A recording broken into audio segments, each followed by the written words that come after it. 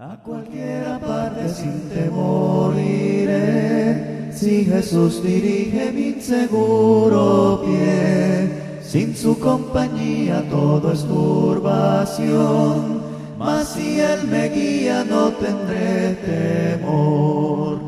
Con Jesús por doquier, sin temor iré. Amén. Muy buenas noches, mis amados hermanos y amigos que nos van a estar sintonizando en esta maravillosa noche. Muy buenas noches, hermano Mariano Hernández. Gracias por sintonizarnos, hermano. Espero que usted se encuentre mejor en su salud y que Dios restaure su salud prontamente. También queremos mandar saludos a nuestra hermana Carmen Osuna, hasta allá en Monterrey, Nuevo León. Muchas gracias, hermana, por estar con nosotros en esta maravillosa noche, y a nuestra hermana Anita Castillejos Chacón también. Muchas gracias, hermanas y hermanos, por sintonizarnos en esta maravillosa noche. Gloria sea al Señor. Así que, hermanos, vamos entonces a proceder con nuestro estudio de esta noche, ¿verdad? Los lunes y los viernes, hermanos, estamos estudiando el Evangelio de Juan. Y hemos terminado el capítulo 3 y nos encontramos en el capítulo 4 la noche de hoy. Es aquí donde vamos a meditar en esta maravillosa noche. También saludos a nuestra hermana Bonnie Romero hasta allá en la ciudad de Miami. Muchas gracias, hermana, por sintonizarnos. Tenemos aproximadamente 50 minutos, ya que después de nosotros viene, creo, otro programa que va a estar transmitiéndose también los días lunes. Así que estamos, hermanos, enterados entonces que la programación sigue hasta las 11 de la noche. Gracias al Señor. Así que vamos a ir a Dios, hermanos, en una oración. Vamos a orar.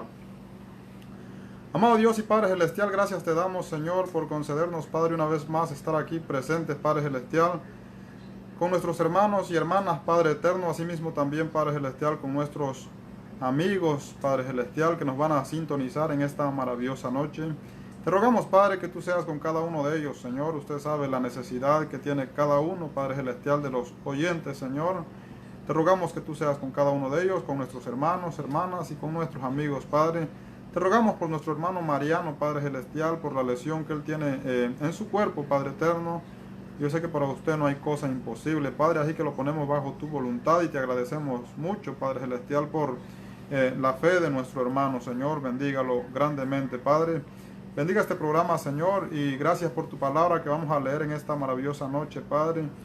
Así que nos encomendamos en tus manos, Padre Celestial, y que toda la honra y toda la gloria sea para ti, Padre, en el glorioso y santo nombre de Cristo Jesús. Amén. Amén, mis amados hermanos, en esta maravillosa noche, el tema se llama Jesús deja Judea y va a Galilea. Gloria a Dios. Entonces, nos encontramos en Juan capítulo 4, versículo del 1 al 3. Ahí vamos a meditar en esta maravillosa noche, hermanos. Vamos entonces a leer el Evangelio de Juan, capítulo 4, versículo del 1 al 3.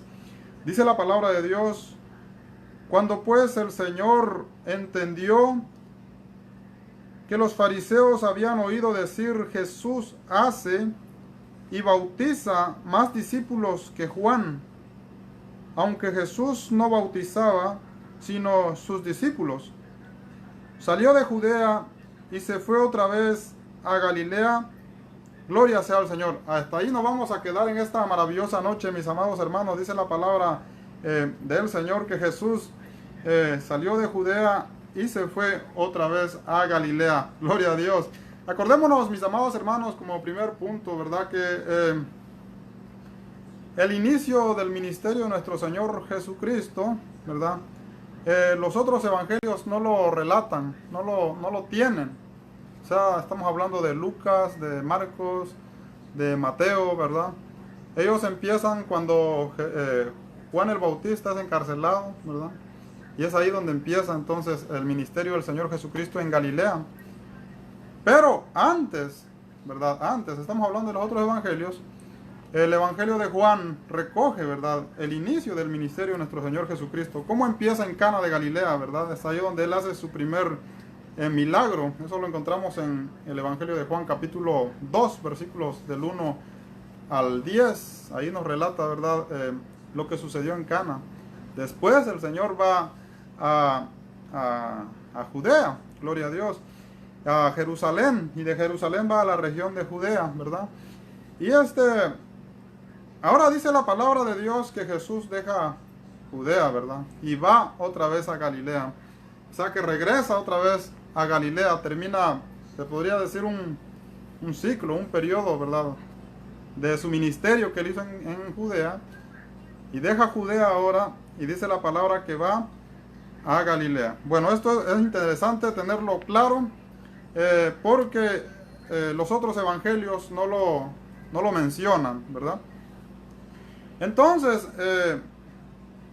dice la palabra en el versículo 1, cuando pues el Señor entendió que los fariseos habían oído decir, Jesús hace y bautiza más discípulos que Juan. Como segundo punto, mis amados hermanos, entonces podemos ver, ¿verdad?, por qué el Señor Jesucristo dejó Judea. ¿Cuáles eran las razones por qué Él dejó Judea? Porque la palabra de Dios dice, ¿verdad? Si regresamos al capítulo 3, versículo 21 en adelante, dice que mucha gente, ¿verdad?, estaba allegando a Cristo Jesús a escuchar lo que Jesús enseñaba, y eran bautizados también. El Señor había agarrado, ¿verdad?, se podría decir, fama en un tan corto tiempo. La gente recibía el mensaje que el Señor Jesucristo enseñaba, ¿verdad? Entonces, ese fue el motivo por qué el Señor deja Judea, porque dice la palabra del Señor que los fariseos, ¿verdad? Los fariseos eran el problema, mis amados hermanos. Los fariseos escucharon, dice la palabra de Dios, que Jesús bautizaba más discípulos que Juan. Más discípulos que Juan. ¿Quiénes eran los fariseos, mis hermanos? Acordémonos que los fariseos eran maestros, ¿verdad? Eran maestros, eran personas que se dedicaban a escudriñar las Sagradas Escrituras. Se tiene entendido que el término fariseo significa santo, ¿verdad? Apartado. Los que tenían, según ellos, ¿verdad?, en el pueblo de Israel se identificaban como los que tenían el más amplio conocimiento, ¿verdad? Ellos eran los veraces.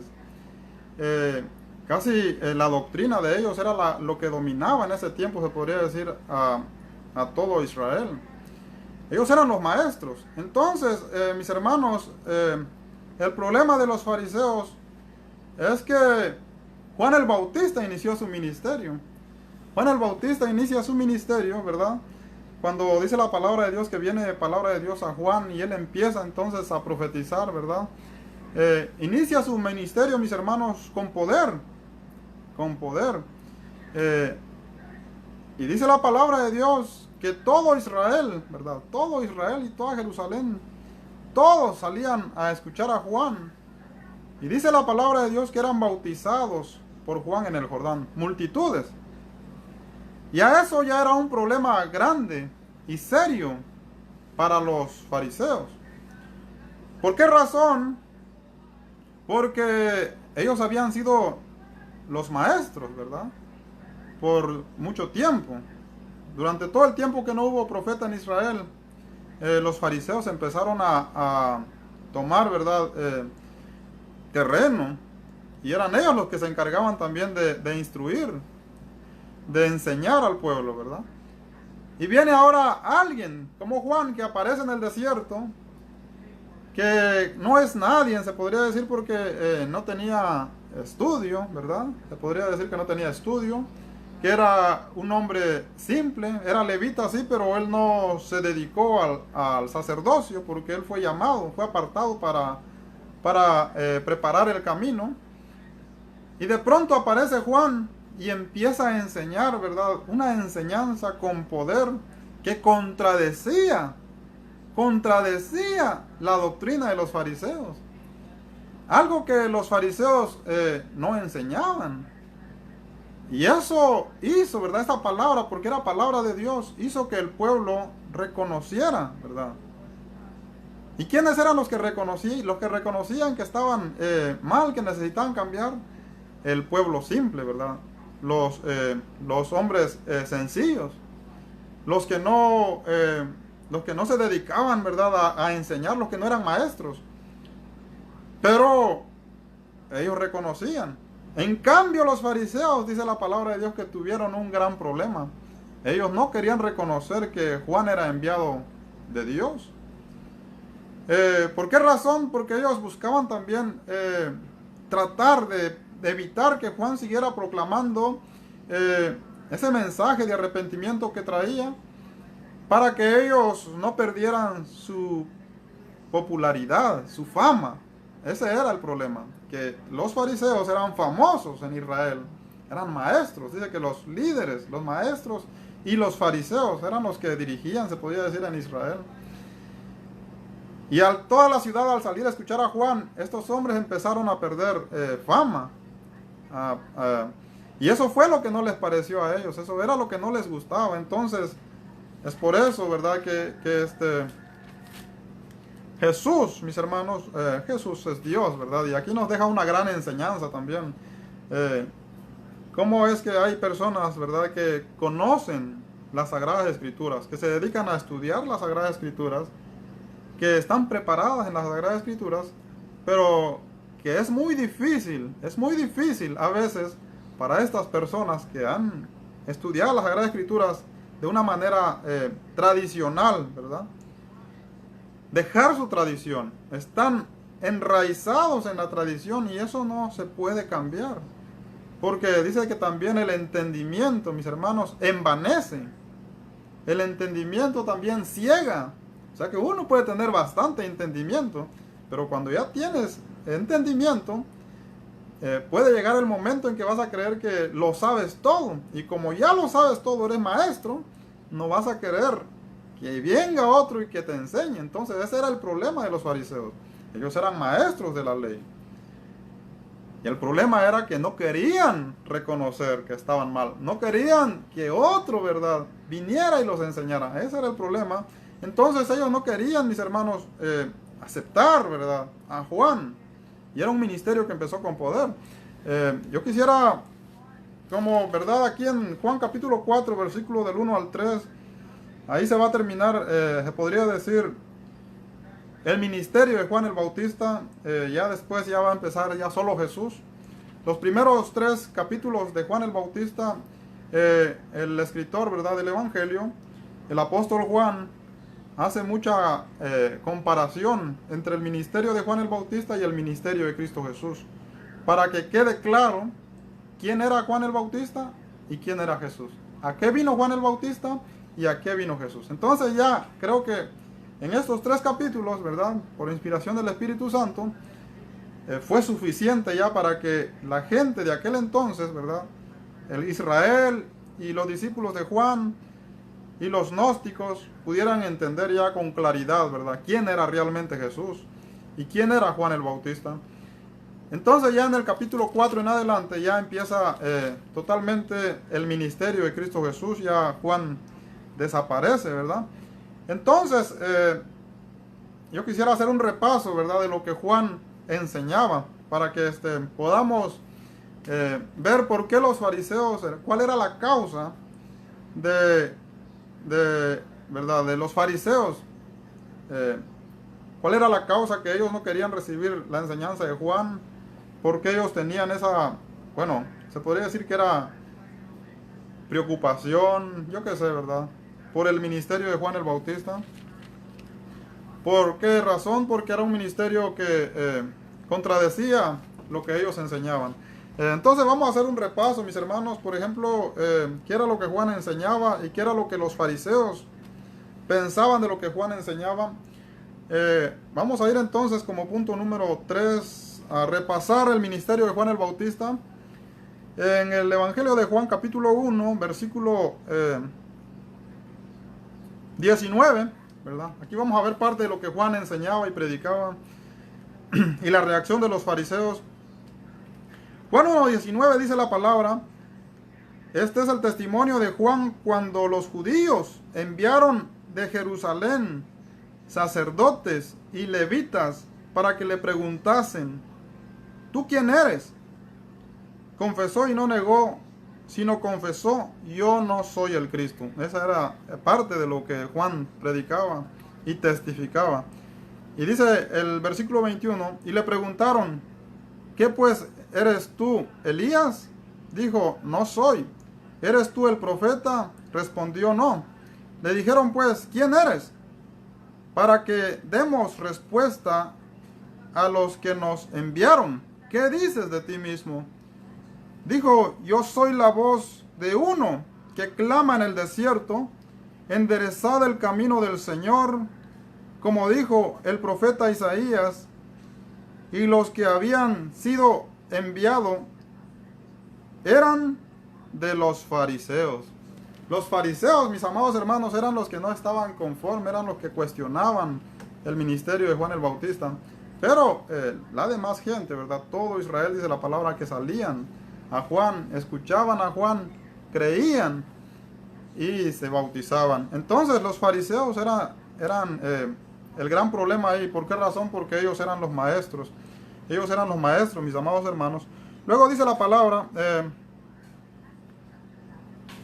Juan claramente decía, ¿verdad? Cuando le preguntaban, o cuando él enseñaba, que él era la voz, él era el cumplimiento de la profecía, que venía a preparar el camino del Señor. Versículo 24, y los que habían sido enviados eran de los fariseos, y le preguntaron y le dijeron: ¿por qué pues bautizas, si tú no eres el Cristo, ni Elías, ni el profeta?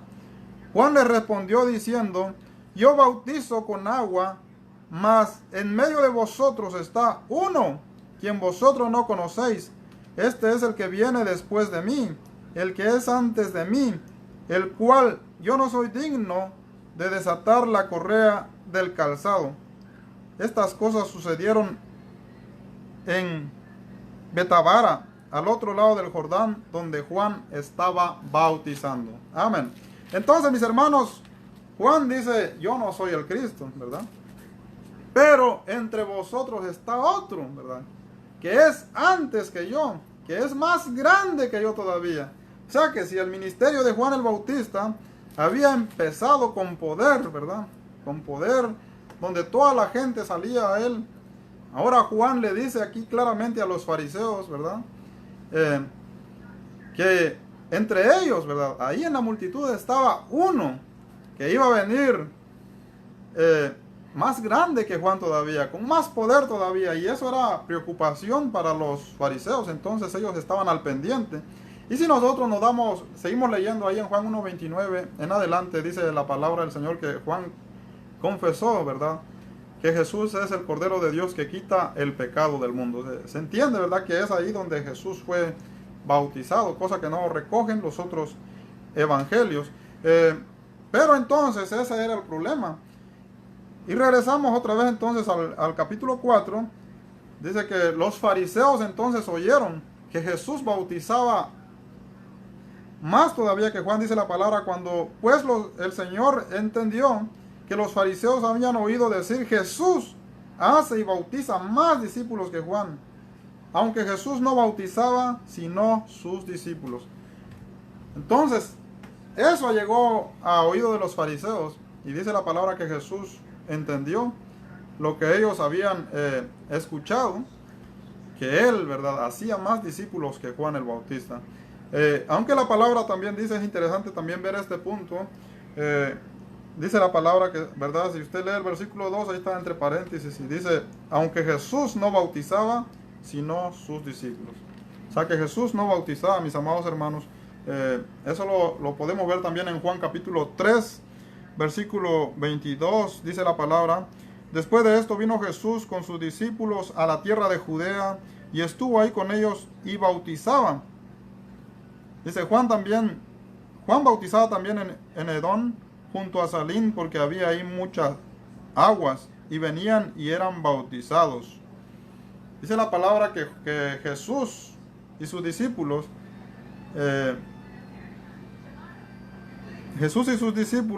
a la tierra de Judea, y estuvo ahí con ellos y bautizaba, ¿verdad? Aquí en el versículo 22 nos dice que Jesús bautizaba, pero en Juan capítulo 4, versículo 2 nos dice que Jesús no bautizaba sino que los que bautizaban eran sus discípulos.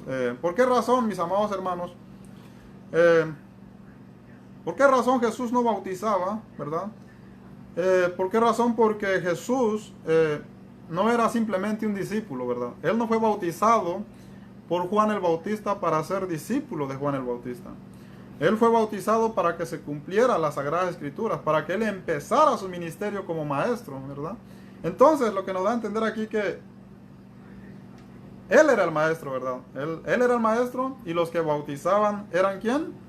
Sus discípulos. Ustedes recordarán también cuando él resucita a Lázaro, ¿verdad? Él solamente dice: Lázaro, ven afuera.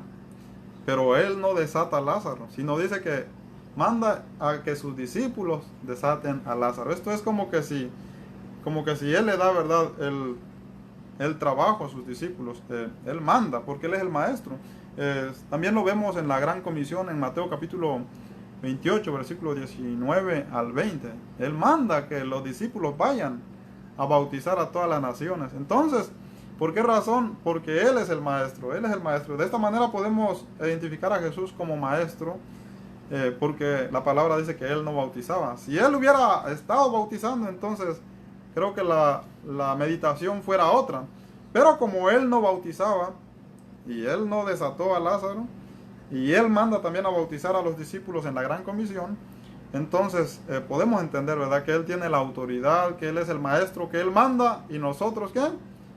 Cumplimos, ¿verdad? En ese momento ahí los discípulos estaban bautizando. Más adelante, cuando ya Jesús se va al cielo, Él manda pues a que todos los discípulos vayan a predicar el Evangelio, ¿verdad? Y a hacer discípulos a todas las naciones, bautizándolas en el nombre del Padre, del Hijo y del Espíritu Santo. Es un mandamiento que está vigente hasta que Jesús regrese por segunda vez. Es muy interesante entonces aclarar este punto. Bueno, entonces, mis hermanos, vamos ahora a repasar qué era lo que Juan predicaba, ¿verdad? Como punto número 4. Vamos a ir un poco rápido, ya que el tiempo se nos va a ir rápido. Juan daba testimonio que Jesús era el Cristo. Juan daba testimonio que Él era la voz que clamaba en el desierto, ¿verdad? Y Juan también contradecía la doctrina de los fariseos, ¿verdad? Y ese era el problema de ellos. ¿Por qué razón lo contradecía? Bueno, vamos a ir a Mateo, ¿verdad? Eso no lo encontramos acá en el Evangelio de Juan, pero para que tengamos una idea de qué era lo que Juan predicaba y lo que no le gustaba a los fariseos escuchar. Él predicaba muy duro, hermanos, porque para eso fue enviado, para hablar la verdad. Y la verdad, pues, los fariseos no la querían recibir. Dice la palabra de Dios en Mateo capítulo 3, versículo 4, ahí vamos a empezar a leer. Dice la palabra: y Juan estaba vestido de pelo de camello y tenía un cinto de cuero alrededor de sus lomos, y su comida era langosta y miel silvestre. Aquí podemos ver la sencillez, ¿verdad?, de Juan el Bautista. Y si usted compara la sencillez de Juan con los fariseos, ¿verdad?, se puede llegar a la conclusión de que Juan era una persona totalmente diferente a los fariseos. Los fariseos dicen que se notaba, ¿verdad? Se notaba de que ellos eran los maestros, se notaba de que ellos eran fariseos, ¿verdad? Porque eran muy cuidadosos en toda la ley. En toda la ley la observaban al extremo, mis amados hermanos. Entonces viene una nueva enseñanza que les hace a ellos preocuparse, ¿verdad? La enseñanza de Juan el Bautista. Dice entonces la palabra del Señor: y salía a él Jerusalén y toda Judea y toda la provincia de alrededor del Jordán, y eran bautizados por él en el Jordán, confesando sus pecados. Lo que podemos entender aquí, que las personas más sencillas, ¿verdad?, las personas más humildes, ¿verdad?, los que no eran maestros, los que no ejercían un cargo, ¿verdad?, importante, se podría decir, para los fariseos, ellos recibían el mensaje de Juan, y eran todos ellos los que salían, ¿verdad?, y eran bautizados cuando escuchaban el mensaje de Juan. Dice la palabra: al ver él que muchos de los fariseos y de los saduceos venían a su bautismo, les decía: generación de víboras, ¿quién os enseñó a huir de la ira venidera? Eso era lo que no les gustaba a los fariseos, porque Los fariseos vieron, ¿verdad?, que ellos sabían que por 400 años aproximadamente Dios no le había mandado profeta al pueblo de Israel, ¿verdad? Dios no le había mandado profeta al pueblo de Israel. Entonces, cuando se levanta Juan, ¿verdad?, su fama crece rápido, y el mensaje que Juan trae es un mensaje poderoso porque es enviado de Dios. Y al ver ellos, ¿verdad?, que todos salían al bautismo de Juan, dije que también los saduceos, ¿verdad?, y los fariseos, que eran dos sectas grandes que dominaban ahí en Israel, en Judea, vienen también al bautismo de Juan para ser bautizados. Ellos pensaban que iban a ser bautizados, así de simple, iban a salir y ya, ¿verdad? Pero dice la palabra que cuando Juan mira que los saduceos y los fariseos vienen a su bautismo, Juan les dice: ¿quién les enseñó a ustedes huir de la ira venidera si ustedes son los maestros?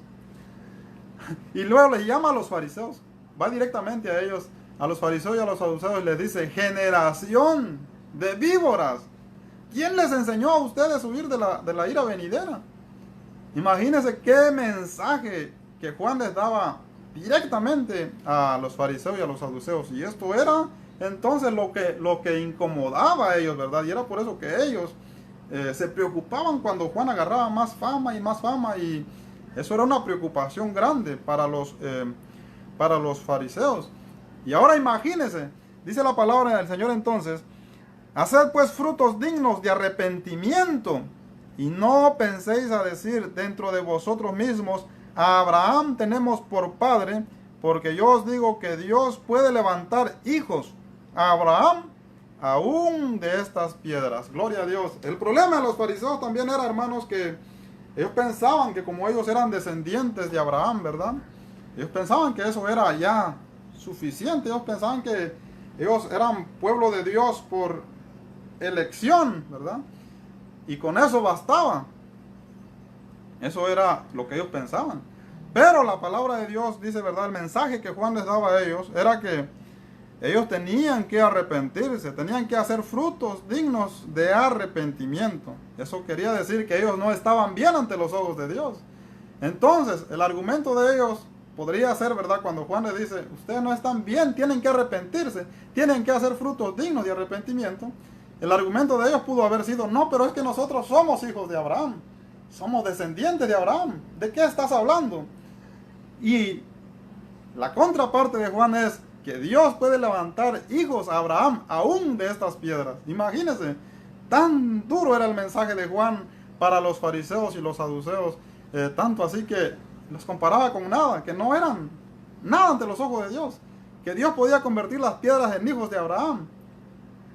Entonces ellos empezaron a ver su realidad, ¿verdad?, y empezaron a sentir el efecto de la predicación, y eso era lo que a ellos no les parecía. O sea que llega un momento, hermanos, en que a veces cuando el hombre tiene conocimiento, ¿verdad?, a veces pone el conocimiento por delante, y a veces pensamos que por el conocimiento que hemos obtenido nos vamos a salvar, ¿verdad? A veces pensamos que por el conocimiento, ¿verdad?, que por lo que nosotros hacemos. Por ejemplo, los fariseos dicen que se lavaban las manos, se lavaban todos los trastes, se vestían con ropas blancas, dice que hacían oraciones en las plazas, ayunos y un montón de cosas, ¿verdad? Y ellos pensaban que eso era obra de justicia. Pero les hacía falta, mis amados hermanos, un cambio de vida completamente. Y a veces nosotros, ¿verdad?, por ejemplo, ellos no querían reconocer, ¿verdad? Y nosotros podemos caer también en el mismo error, en pensar que lo que nosotros hacemos, todo lo que nuestra justicia, ¿verdad?, lo que practicamos, podemos pensar que eso es suficiente. Y mis amados hermanos, no. Aquí la palabra de Dios dice que ellos tenían que cambiar.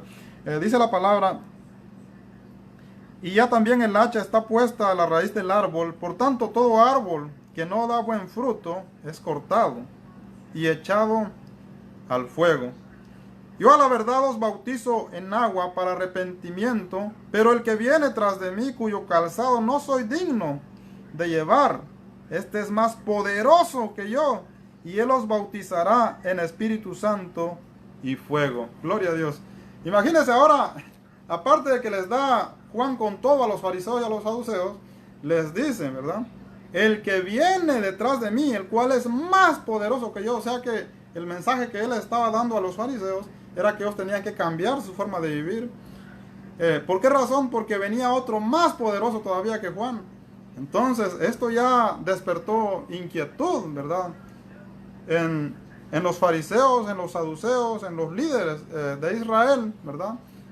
Que era un mensaje muy fuerte, muy duro para ellos, que no querían entonces que Juan, ¿verdad?, continuara. Y es por eso que vemos que en Juan capítulo 1, versículo 21, ¿verdad?, cosa que no lo relata Mateo, que ellos mandan y interrogan a Juan, quién es Juan, con qué autoridad lo hace, ¿verdad? Y Juan sigue diciendo, viene otro más grande que yo todavía, más poderoso que yo todavía. Bueno, y ese mensaje pues era de inquietud para ellos. Bueno, quiero completar más, ¿verdad? Un poco más del ministerio de Juan, ¿verdad? Porque Juan daba testimonio de Jesús, pero también le predicaba al pueblo para que tuviera el pueblo un arrepentimiento, ¿verdad? O sea que no solamente predicaba que Jesús era el Mesías, que Jesús era el Cristo, que Jesús iba a venir, sino también predicaba que la gente tenía que cambiar, porque la gente se tenía que preparar para ese momento exacto cuando Jesús iba a venir. Bueno, dice, vamos a completar esta lectura en Lucas. Vamos a ver qué más seguía enseñando Juan, ¿verdad?, a la gente. Lucas capítulo 3, versículo 2. Y esto es, hermanos, ya para un repaso, ¿verdad?, del ministerio de Juan el Bautista, de lo que él enseñaba. Y ya de ahí estaremos entonces encerrándonos, ¿verdad? Ya no vamos a salir ya más, porque entonces nos vamos a quedar ahí en todo lo que es el capítulo 4. Lucas capítulo 3, versículo 2, dice la palabra de Dios así. Y siendo sumo sacerdote Anás y Caifás, vino palabra de Dios a Juan, hijo de Zacarías, en el desierto. Y él fue por toda la región contigua al Jordán, predicando el bautismo del arrepentimiento para perdón de pecados, como está escrito en el libro de las palabras del profeta Isaías, que dice: voz que clama en el desierto, preparad el camino del Señor, enderezad sus sendas. Todo valle se rellenará y se bajará todo monte y collado.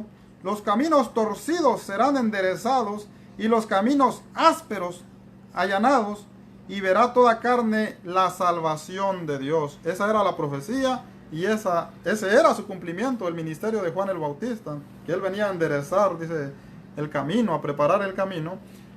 Luego dice el versículo 7, y decía a las multitudes que salían para ser bautizadas por él: oh generación de víboras, ¿quién os enseñó a huir de la ira venidera? Haced pues frutos dignos de arrepentimiento, y no comencéis a decir dentro de vosotros mismos: tenemos a Abraham por padre, porque os digo que Dios puede levantar hijos a Abraham aún de estas piedras. Y también el hacha está puesta a la raíz del árbol, por tanto todo árbol que no da buen fruto se corta y es echado al fuego. Imagínense. Ahora, ¿cuál es el fruto, verdad? ¿Cuál es el fruto que Dios demandaba del pueblo de Israel? Es por eso que Dios no les mandó profetas a ellos por 400 años. Porque ellos no le creían a los profetas. Ellos tenían la ley, tenían los salmos, les mandaba profetas y no les creían. Más sin embargo, se creían el pueblo de Dios, ¿verdad? Eran muy fieles a la ley, lo observaban de una manera extrema, pero no tenían frutos, dice la palabra del Señor. Entonces dice, ya el hacha está puesta a la raíz del árbol. Todo árbol que no da fruto será cortado, ¿verdad? Será desarraigado, dejará de ser pueblo de Dios. Eso era lo que estaba diciendo. Luego dice la palabra del Señor: todo árbol, por tanto, todo árbol que no da buen fruto se corta y se echa en el fuego. Ahora dice el versículo 10, y la gente le preguntaba diciendo: entonces, ¿qué haremos? ¿Qué haremos para dar frutos? ¿Qué haremos para no ser cortados y echados al fuego? O sea que en el Evangelio de Mateo, ¿verdad?, no vemos esta pregunta, pero en el Evangelio de Lucas vemos que la gente, ¿verdad?, los humildes. Por eso, hermanos, Dios Dios transforma los corazones de los humildes, de los que se humillan, de los que tienen hambre, de los que tienen sed, de los que quieren conocer, de los que quieren saber. No de los que ya saben todo, no de los que ya conocen todo. Porque los que ya conocen todo, se creen que ya tienen todo el conocimiento y creen que por donde ellos van, ellos creen que está bien. Entonces no quieren recibir otra enseñanza, ¿me entienden? No quieren cambiar lo que ellos ya han aprendido. Y ellos están plenamente convencidos que así es. Por ejemplo, si hablamos de muchas iglesias que no son de la iglesia de Cristo, ¿verdad? Y todos se paran que tienen la verdad. Ahora, ¿cómo podemos nosotros convencerles que no están bien? Es imposible.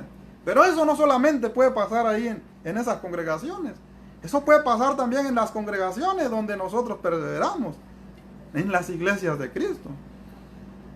Podemos nosotros, hermanos, pensar que por lo que sabemos, que por lo que hacemos, ¿verdad? Que por lo que podemos estar de una manera mecanizada, ¿verdad? Y vamos a no querer recibir la palabra cuando la palabra nos está exhortando. Esa era la condición del pueblo de Israel. Los maestros, los saduceos, los fariseos, los encargados de guiar al pueblo, eran los que no querían, ya no querían saber más de Juan, querían que Juan desapareciera. Era tremendo, hermanos. Pero la gente humilde, ¿verdad? Los que se humillaban. Vemos que allá en Juan 3:1, Nicodemo, ¿verdad? Dice que era del Sanedrín, maestro de la ley también. Y no solamente maestro de la ley, dice maestro de todo Israel. Viene y le empieza a preguntar a Jesús, empieza a cuestionar a Jesús. Y ahí tienen una conversación larga que dura hasta el versículo 21. Y vemos que al último, dice que Nicodemo también era uno de los que fue y pidió el cuerpo del Señor Jesucristo cuando Jesús fue crucificado. ¿Sabes que podemos entender que Nicodemo se salvó? ¿Por qué razón? Porque se humilló. Tenemos que humillarnos, hermanos, para poder agradar completamente a Dios. Tenemos que olvidarnos de nosotros, de nuestro yo, de lo que yo sé, de lo que yo he aprendido, de lo que yo conozco. Eso lo tenemos que sacar de nuestra mente y tenemos que dejar que sea Dios, ¿verdad? Que sea Dios a través de su palabra que nos vaya transformando todos los días. Nadie es completo todavía. Tenemos que, por eso se llama perseverar. ¿Perseverar en qué? Perseverar en una forma de vivir nueva, ¿verdad? Esto tiene que ser todos los días. Dice la palabra de Dios entonces que la gente le preguntaba diciendo, entonces, ¿qué haremos? Y respondiendo les dijo, el que tiene 2 túnicas, dé al que no tiene. El que tiene que comer, haga lo mismo. Vinieron también unos publicanos para ser bautizados y le dijeron, maestro, ¿y nosotros qué haremos? Él les dijo, no exijáis más de lo que está ordenado. También le preguntaron unos soldados diciendo, ¿y nosotros qué haremos? Y les dijo, no hagáis extorsión a nadie, ni calumniéis, contentaos con vuestro salario. Como el pueblo estaba a la expectativa, preguntándose todos en su corazón si acaso Juan sería el Cristo.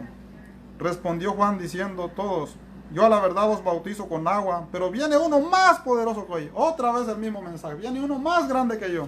Un ministerio más grande todavía. Si ustedes ven esto poderoso, se va a manifestar otro más poderoso todavía. Pero vemos, hermanos, que los humildes eran los que preguntaban. Por ejemplo, dice que preguntó la gente, ¿verdad? Aquí está hablando de gente común. Luego preguntan, dice, los publicanos, ¿verdad? Y nosotros, maestro, ¿qué haremos? Y luego preguntan los soldados también, ¿y nosotros qué haremos? Pero ¿dónde preguntan los fariseos ahí? ¿Dónde preguntan los saduceos ahí? Ese es el problema, hermanos, cuando nosotros, ¿verdad? Bueno, en este caso los maestros, ¿verdad? De Israel, ellos pensaban saberlo todo. Ellos pensaban conocer todo, ellos ya no necesitaban enseñanza nueva. Les dolía la enseñanza nueva a ellos. Entonces ellos no preguntaban. Y no tenían ni siquiera la necesidad de preguntar según ellos, ¿verdad? Pero aquí vemos quiénes eran los que preguntaban. Y Juan les dio una respuesta. ¿Cómo hacer frutos dignos de arrepentimiento? Esos son los frutos, ahí están. Entonces a veces nosotros empezamos a pensar, ¿cuáles son los frutos?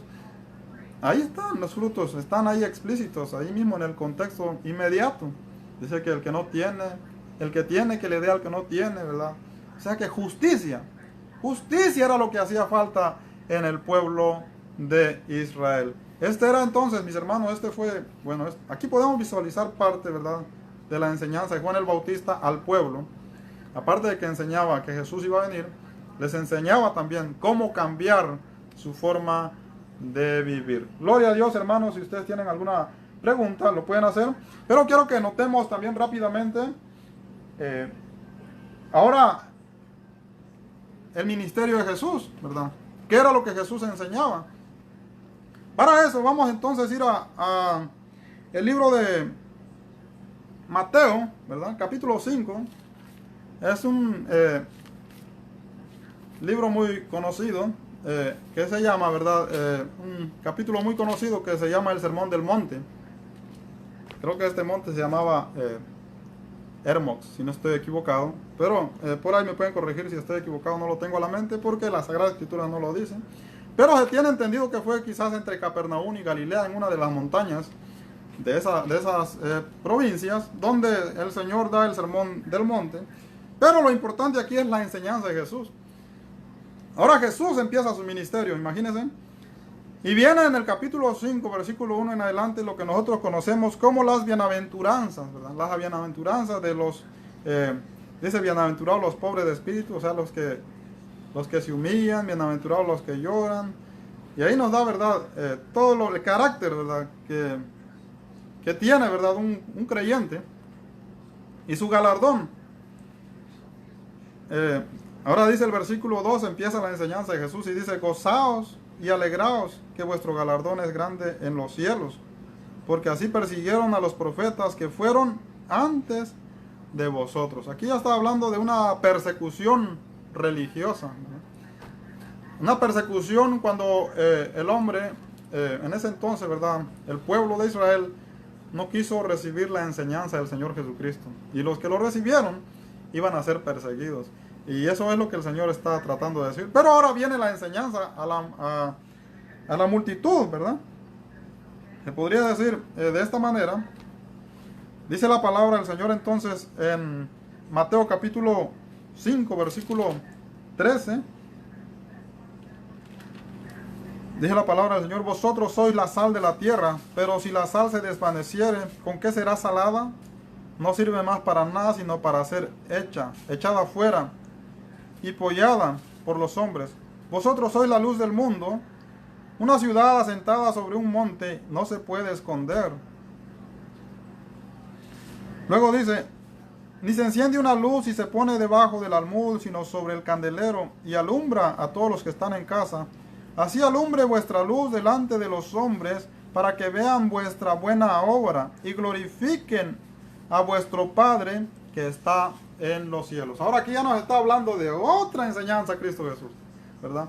Una enseñanza que la debió tener el pueblo de Israel. Israel fue también llamado para hacer luz en las naciones.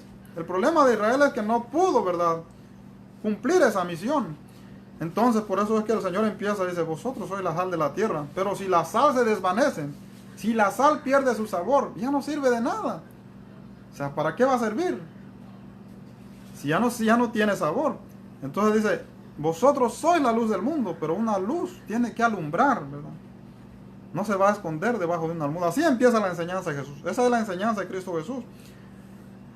Y esta enseñanza Él la daba también a todos los que le seguían, a todos los que le escuchaban. Por ejemplo, aquí dice que había una gran multitud escuchando a Jesús.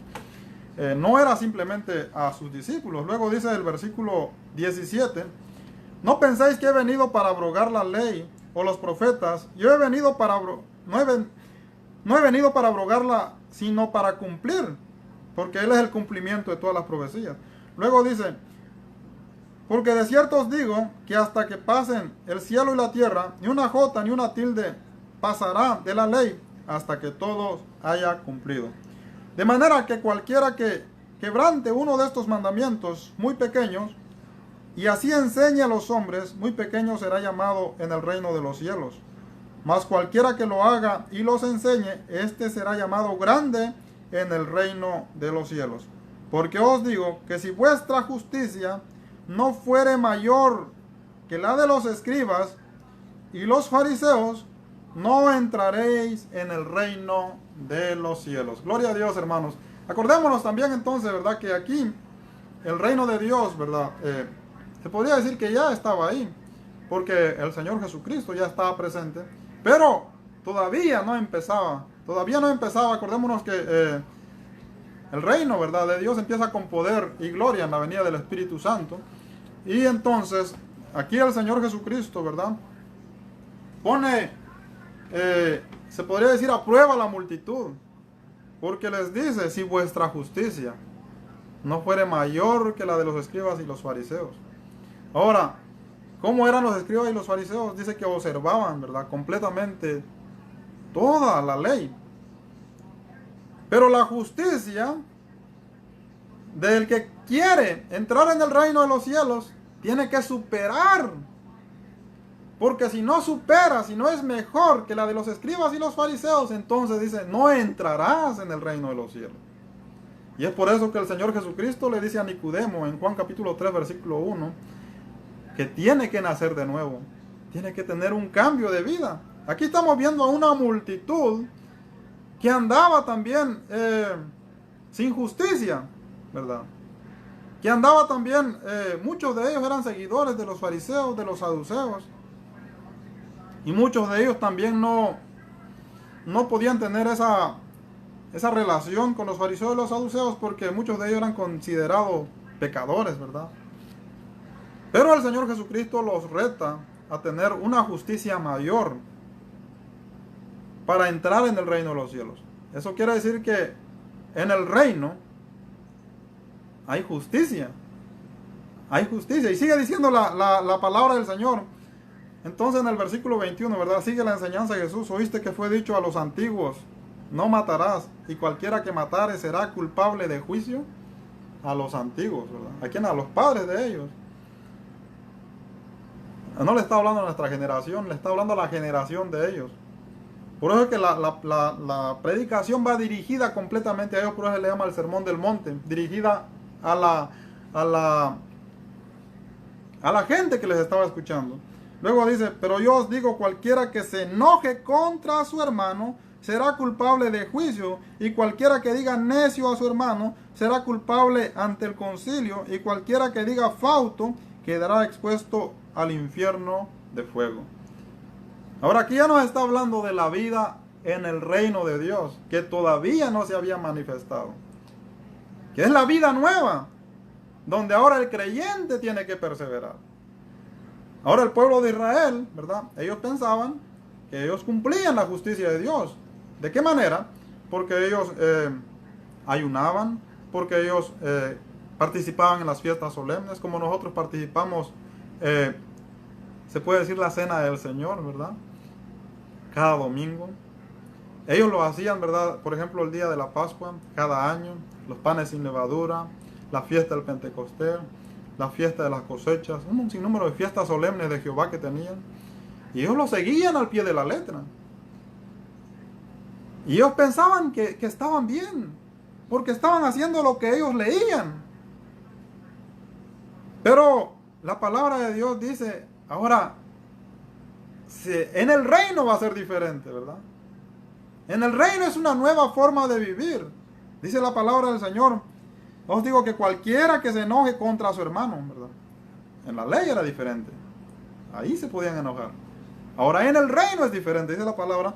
Pero yo os digo, cualquiera que se enoje contra su hermano será culpable de juicio. Cualquiera que diga necio a su hermano será culpable ante el concilio. Cualquiera que diga fauto quedará expuesto al infierno de fuego. Por tanto, si traes tu ofrenda al altar y ahí te acuerdas de que tu hermano tiene algo contra ti, deja ahí tu ofrenda delante del altar y anda, reconcíliate primero con tu hermano, y entonces ven y presenta tu ofrenda. Ponte de acuerdo con tu adversario pronto, entre tanto que estás con él en el camino, no sea que el adversario te entregue al juez y el juez al alguacil y seas echado a la cárcel. De cierto os digo, no saldrás de ahí hasta que paguéis el último cuadrante.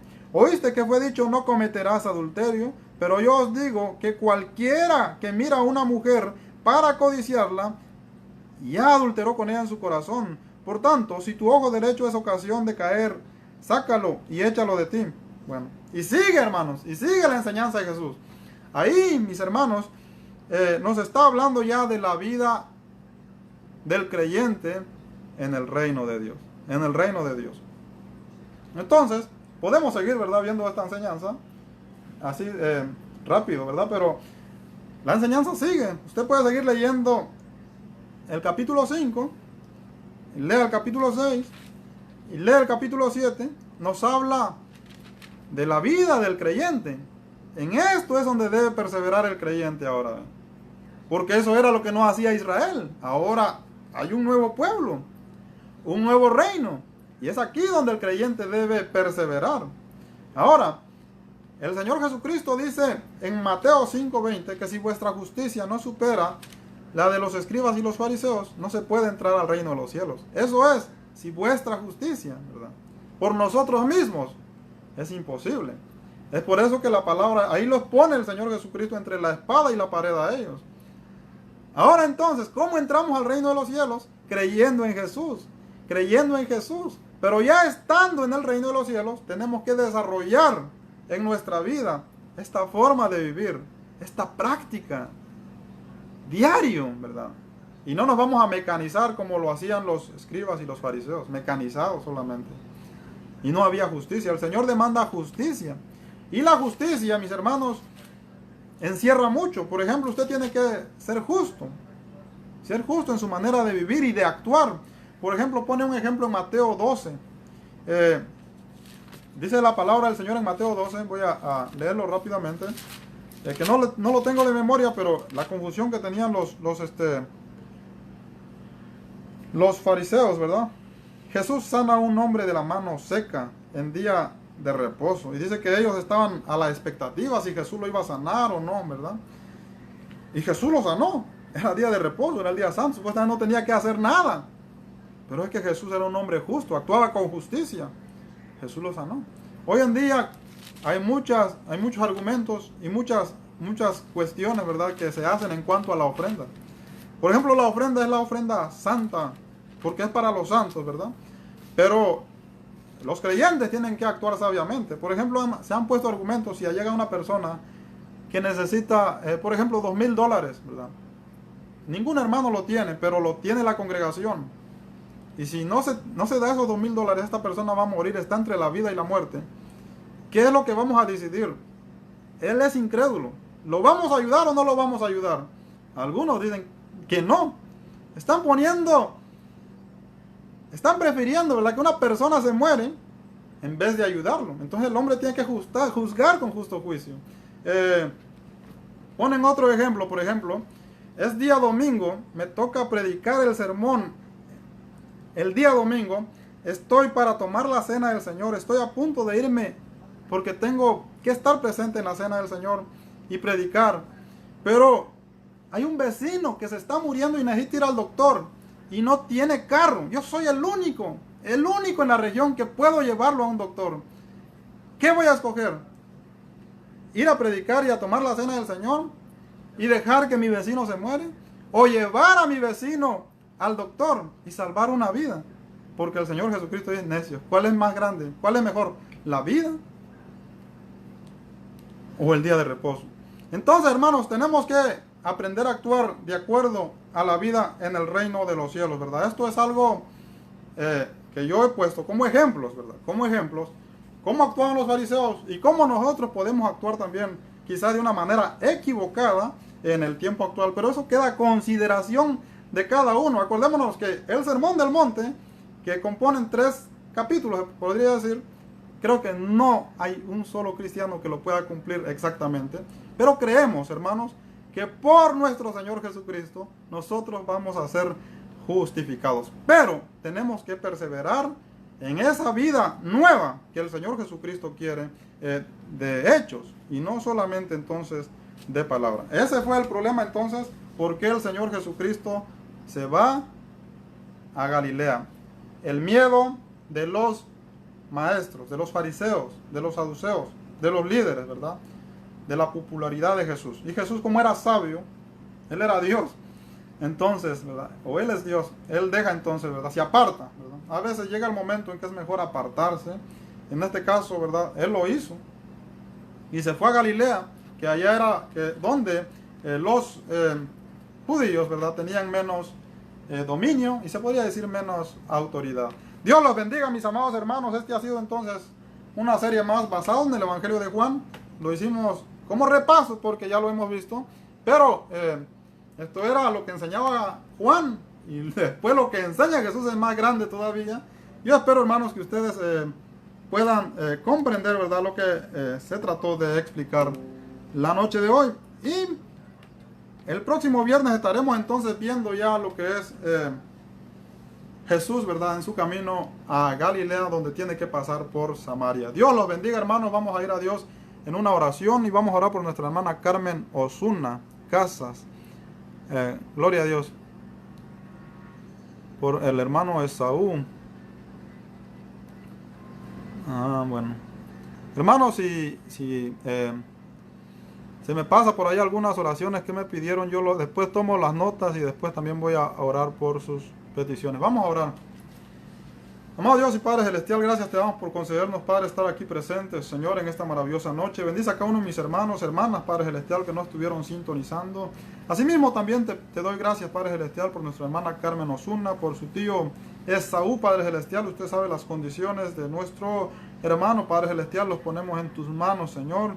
Que usted restaure esa vida, esa salud, conforme a tu maravillosa voluntad, Padre Celestial. También te rogamos por la salud de nuestra hermana Bonnie Romero, allá en Miami, Florida, Señor, que tú la guardes y la restaures, Señor. Bendiga a nuestra hermana, fortalezcalo, Padre Celestial, en cuerpo, alma y espíritu, Señor. Gracias por nuestra hermana y gracias, Padre Celestial, por cada uno de mis hermanos, hermanas que nos sintonizaron en esta maravillosa noche.